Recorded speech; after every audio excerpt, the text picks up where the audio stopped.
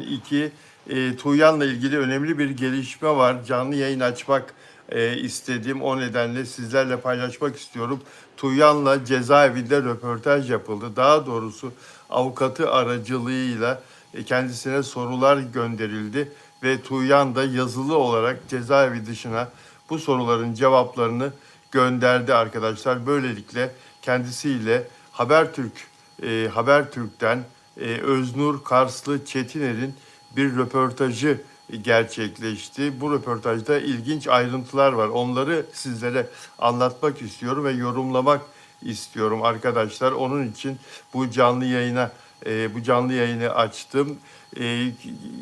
Kendisine Tuğyan'a çok güvendiği arkadaşı, yakın arkadaşı Sultan'ın savcılıkta verdiği ifade soruldu. Yani annesini, Güllü ablayı, Güllü anneyi Tuğyan itti ifadesi soruldu. Benim için diyor Sultan'dan yana bunu hiç beklemezdim. Böyle bir şeyi hiç beklemezdim. Büyük bir hayal kırıklığı ve acı içindeyim diyor röportajda Tuğyan. Benden korkuyorsa neden aylarca yanımda yattı, koynumda ağladı. Ama beni de yönlendirmeye çalıştılar. Fakat ben günah vebal almam diyor. Burada beni de yönlendirmeye çalıştılar demekle kendisini ifade sırasında ifadesini alanların yönlendirmeye çalıştığını söylüyor. Manası çıkarıyorum arkadaşlar. Beni de derken sultanın yönlendirildiğini burada sultanın bu ifadeyle kendisini cezaevine düşüren bu ifadeyi yönlendirme etkisi altında verdiğiniz söylemeye çalıştığını açık açık söylemese de bunu çıkarıyorum arkadaşlar. Ama beni de yönlendirmeye çalıştılar. Fakat ben günah vebal almam. Yani sultan itti dememi istediler manası çıkıyor burada. Fakat bu da mantıksız yani. Sultan Güllü ablasını, Güllü annesini neden itsin ki bu konuda hiçbir daha önceden de bir kanıt yok. Yani sultanın böyle bir cinayet işlemek istediğine dair bir kanıt yok ama aksine kızının Tuğya'nın defalarca insanlara annemin ölmesi lazım dediği anlamında bir sürü mesaj yolladığı, söz söylediği yazıldı zaten ve ispatlandı da mesajlarda ortaya kondu.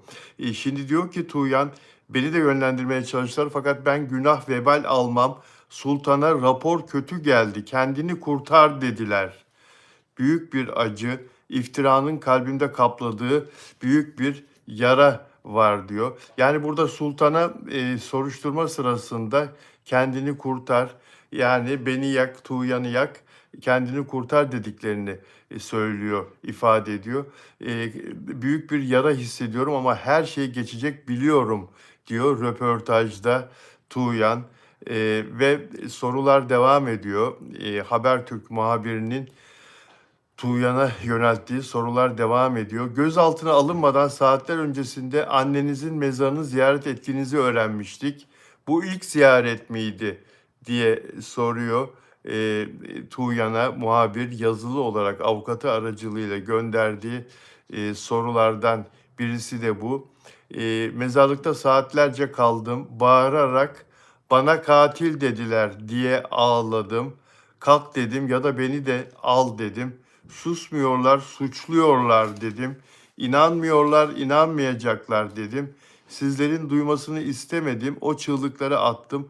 Aslında ben beni suçlayanları anneme şikayet ettim diyor. Yani sizlerin duymasını istemedim. Yalnız başıma gittim mezara demek istiyor.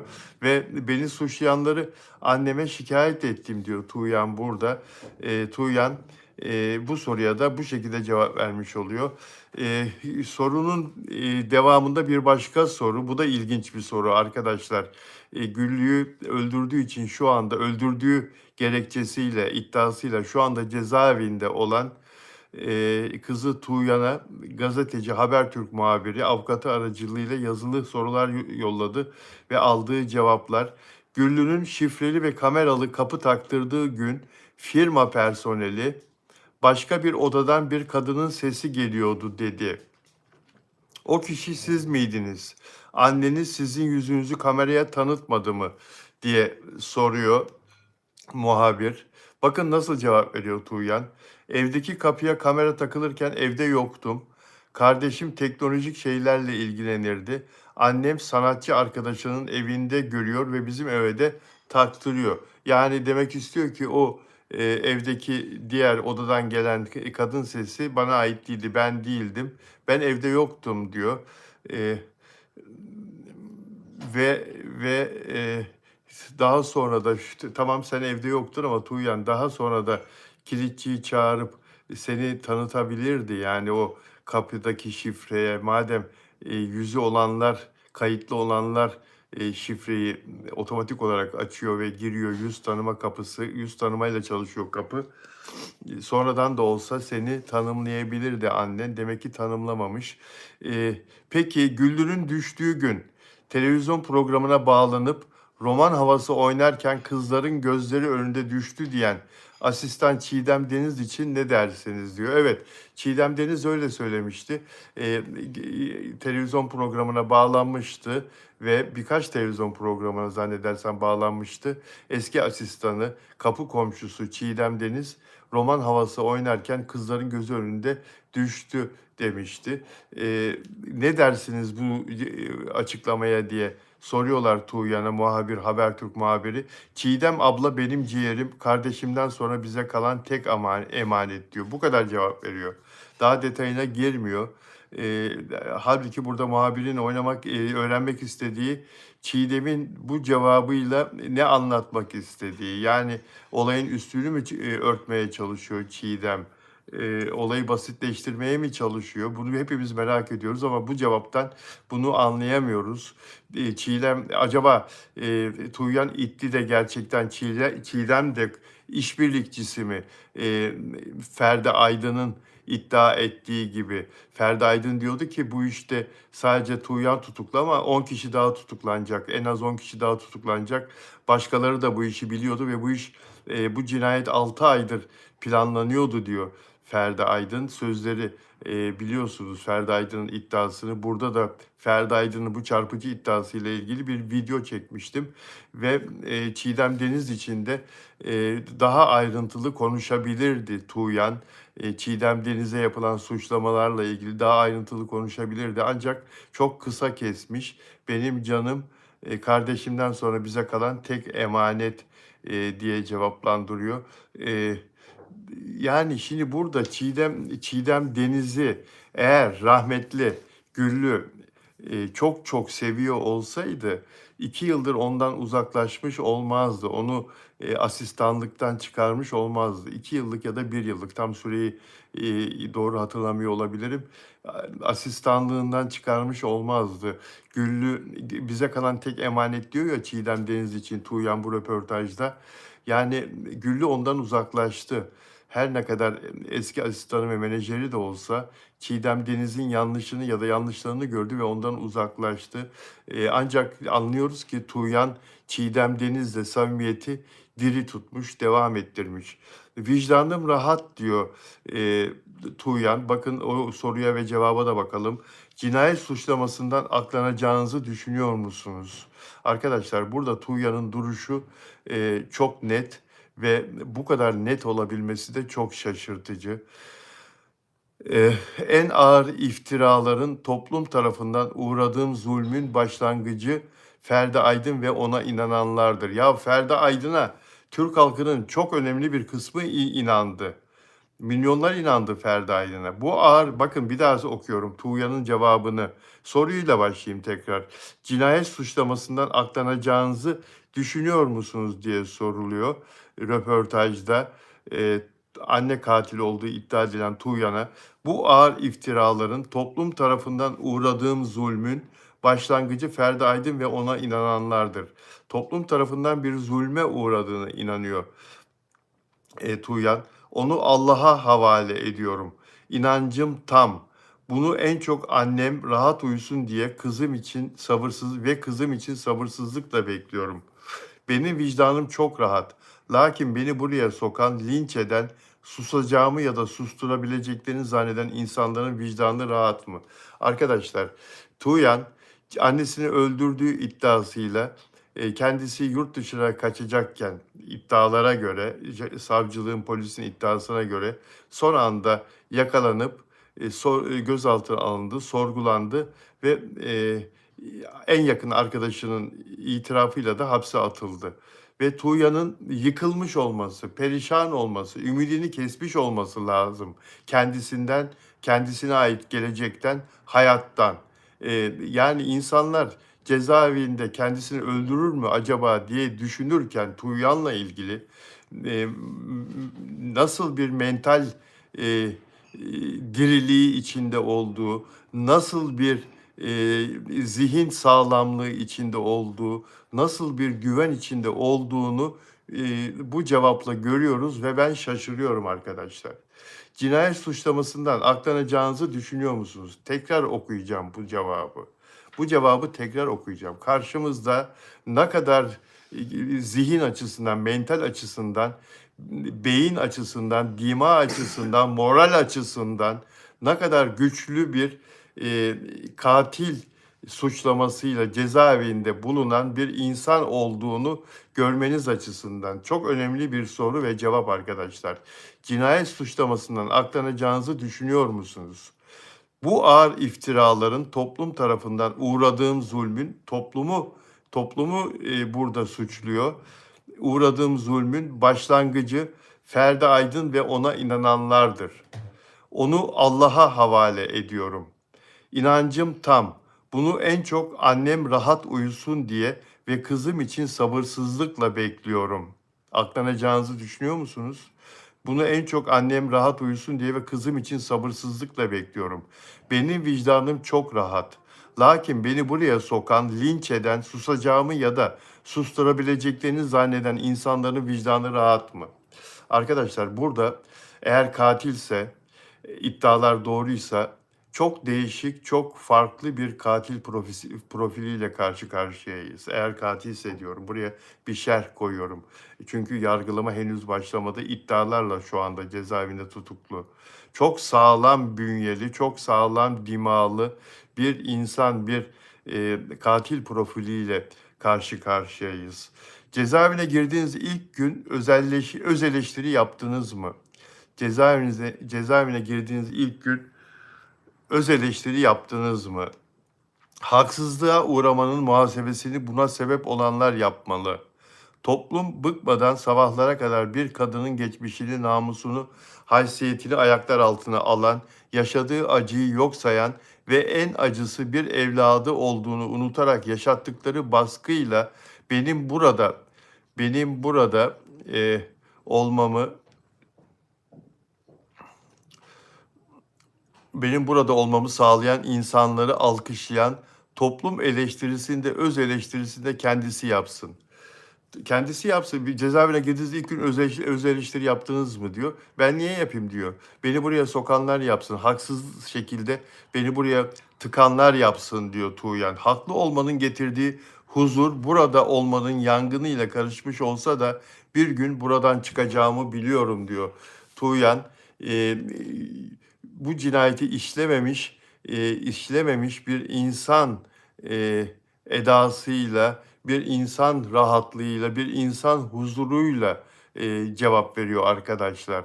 Yani bir katil profili, bu röportajda bir katil profiliyle karşı karşıya değiliz. Ve iddiaların aksine Tuğya'nın avukatı da Merve Hanım da, Merve Üçonak zannedersem, Tuğya'nın masum olduğunu o kadar çok inanıyor ki, o kadar fazla inanıyor ki, onunla ilgili, bu konuyla ilgili yapılan röportajlarda Tuğya'nı çok son derece masum bir insan olduğunun üzerine basarak adeta savunuyor.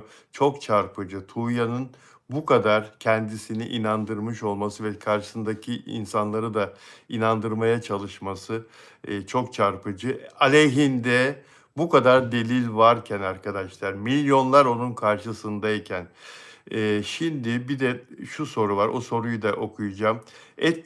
Kardeşiniz Tuğberk savcılık ifadesinde ablamın 10 lafından 9'u yalandır dedi.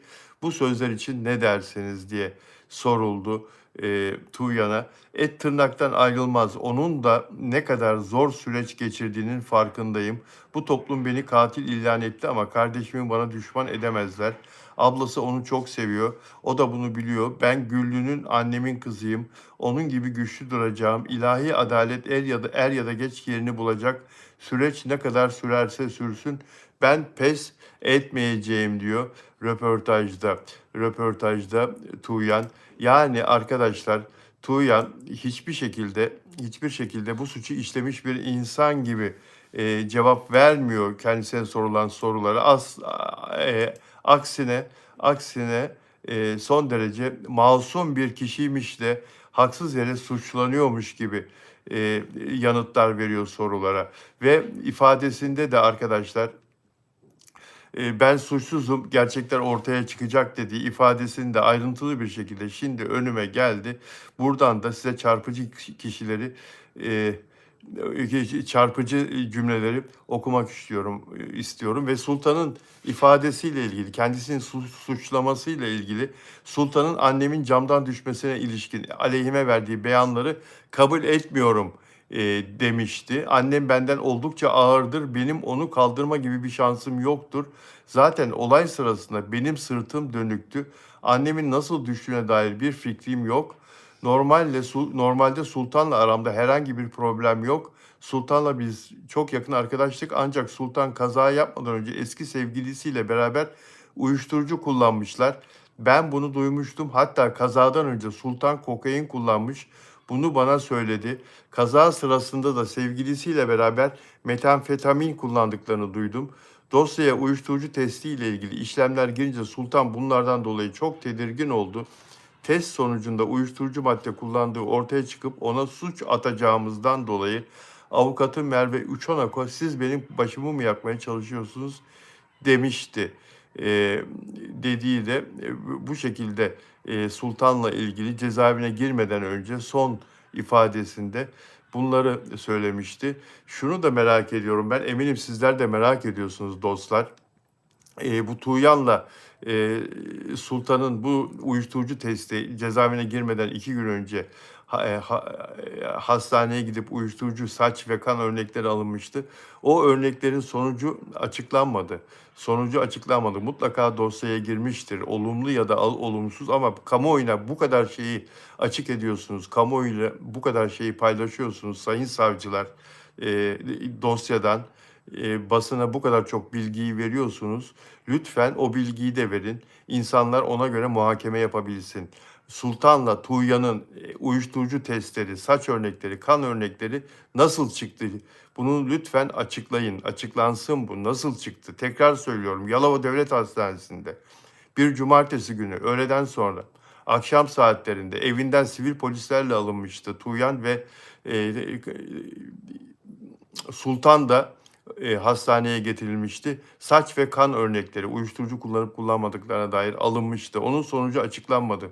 Lütfen açıklayın. O bilgiyi de halkla paylaşın arkadaşlar. Biz diyor İstanbul'da olduğumuz zaman Serhatçı'ya bizi dışarı davet etmişti. Biz o sırada Tuğba ablanın evindeydik. Bir saniye, burası gerekiyor mu bakıyorum. Bir dakika arkadaşlar. İstanbul Büyükçekmece'ye gitmemizle yurt dışına kaçmamız arasında herhangi bir bağlantı yoktur. Gözaltına alındığımız gün Büyükçekmece'ye valizlerimi alıp kiralayacağım eve götürmek için gitmiştim. Çınarcık'taki evi herkes tarafından bilindiği için başka bir eve taşımak arzusundaymış. Onu söylüyor burada arkadaşlar. Ne annem bana ne de ben ona bir husumet beslemiyordum. Benim annemi öldürmek için herhangi bir sebebim yoktur. Kendimden emin olduğum için kaçma gibi bir durumum söz konusu dahi değildir. Şüpheli Sultan'ın annemin ölüm olayına ilişkin vermiş olduğu ifade kabul edilemez. Ölümü her ne kadar bilirkişi raporunda düşme olayının dış kuvvet ve temas varlığı ile olduğu söylenmiş olsa da ben bunu kesinlikle kabul etmiyorum diyor. Bilirkişi raporunu reddediyor Tuğyan arkadaşlar.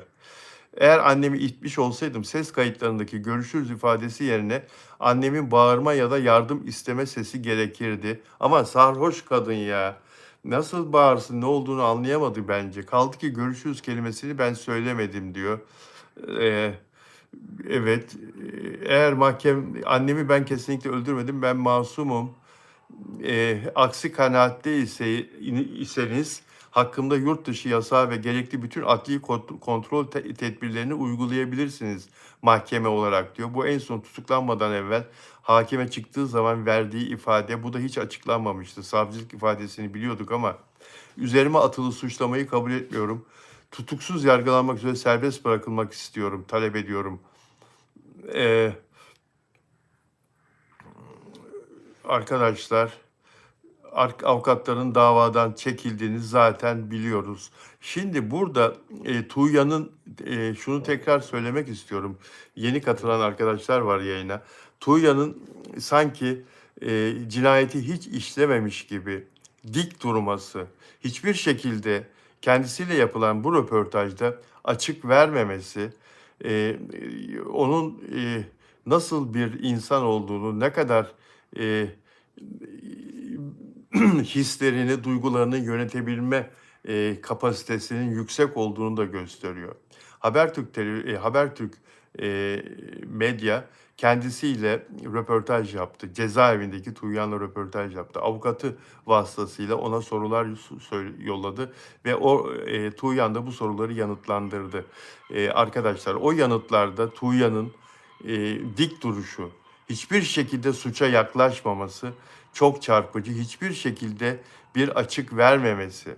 Çok ilginç arkadaşlar. Eğer Tuğyan gerçekten iddia edildiği gibi katilse karşımızda çok farklı, çok farklı. Bugüne kadar filmlerde, Hollywood filmlerinde falan bile izlemediğiniz bir katil profili var. Eğer katilse, eğer annesini öldürdüyse, iddia edildiği gibi. Ee, Şimdi yeni katılan arkadaşlar için şu mesela çok çarpıcı geldi bana. Gözaltına alınmadan saatler öncesinde annenizin mezarını ziyaret ettiğinizi öğrenmiştik. Bu ilk ziyaret miydi diye soruluyor kendisine. Saatlerce kaldım. Bağırarak bana katil dediler. Orada uzun süre orada kaldığını, ziyaret ettiğini bir de nereden biliyoruz? Londra'daki babasını arıyor. Güllü'nün boşandığı kocasını, Güllü'nün iki çocuğunun babasını arıyor ve babasına da benzer şeyler söylüyor. Annemin mezarının başındayım diyor ve haykıra haykıra ağladığını söylüyor babası da bize. Saatlerce kaldım, bağırarak bana katil dediler diye ağladım. Kalk dedim ya da beni de al dedim. Susmuyorlar, suçluyorlar dedim. İnanmıyorlar. İnanmayacaklar dedim. Sizlerin duymasını istemedim. O çığlıkları attım. Aslında beni suçlayanları anneme şikayet ettim. Şimdi arkadaşlar, Tuğyan eğer kendisini acındırmak istese, Tuğyan eğer hakkında olumlu etki yaratmak istese kamuoyunda, o mezarlığa gittiğini, annesinin mezarını ziyaret ettiğini bir şekilde medyaya sızdırırdı. Birileri vasıtasıyla orada onun görüntüleri çekilir, medyaya dağıtılırdı. Annesinin başında, mezarının başında ağlarken, haykırırken, ağlarken videolarını çektirir, bir şekilde medyada paylaştırırdı, sosyal medyada. Bakın, bunları da göz ardı etmeyin. Bunları da göz ardı etmeyin. Bunu yapmadı. Demek ki oraya samimi duygularla gitti. Bana şimdi diyebilirsiniz ki ya annesini öldü, ne samimi duygularla gitti. Bu gerçeği ne yapacaksınız peki arkadaşlar? Bu gerçeği ne yapacaksınız? Eğer gerçekten katilse, gerçekten annesini öldürdüyse çok farklı bir suçlu profiliyle karşı karşıyayız arkadaşlar. Bir insan darmadağın olur arkadaşlar. Annesini de öldürmüş ve 2,5 ay süreyle toplumun üzerine geldiği, toplumun sokakta gördükleri zaman suratına tükürmeye kalktığı bir kadın, evini taşıyacak kadar, başka eve geçecek kadar rahatsız eden, toplumun kendisini rahatsız ettiği bir insan bir de tutuklandı, cezaevine girdi. Ha? O koğuşta, o yan tarafta da, yan koğuşta da rahmetli Güllü'nün şarkıları çalıyor. Bunu sinir etmek için gün boyu falan. Bu psikolojiyi düşünebiliyor musunuz? Empati yapın arkadaşlar. Darmadağın olur insan. Darmadağın olur. İntihar etmeye kalkar cezaevinde. Kafasını duvarlara vurmak, ölmek ister. Böyle bir röportaj yapmaz zaten. Yapsa da ölmek istiyorum diye yapar. Ölmek istiyorum diye yapar. Yani burada çok farklı bir profille karşı karşıyayız arkadaşlar. Ben burada Tuğya'nın masum olduğunu söylemeye çalışma gayreti içinde falan değilim. Asla öyle bir düşüncede değilim. Ama burada Tuğya'nın çok farklı bir profil olduğunu anlatmaya çalışıyorum. Bakın bir başka soru, bir başka cevap. E,